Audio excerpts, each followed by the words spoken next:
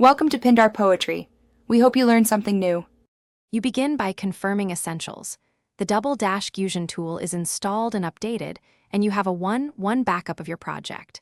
Once done, open the target file and enable debug logging at level 1 so you can see initial messages. Next, run the initialization command to load core modules. This primes dependencies.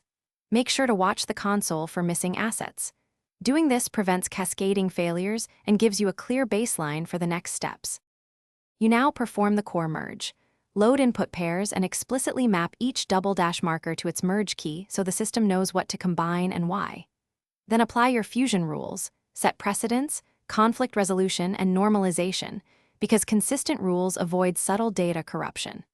Run incremental merges in small batches of 10 to 50 items to verify behavior. Once a batch succeeds, continue. If fields mismatch, stop, inspect mappings, and correct the rule set before proceeding. You finish by validating the merged output against your baseline. Use checksums or hashes for a quick integrity check.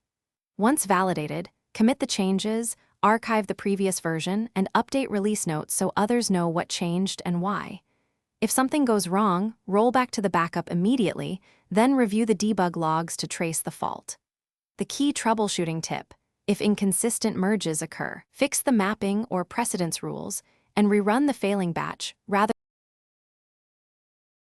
Thanks for watching. Consider subscribing if we helped you.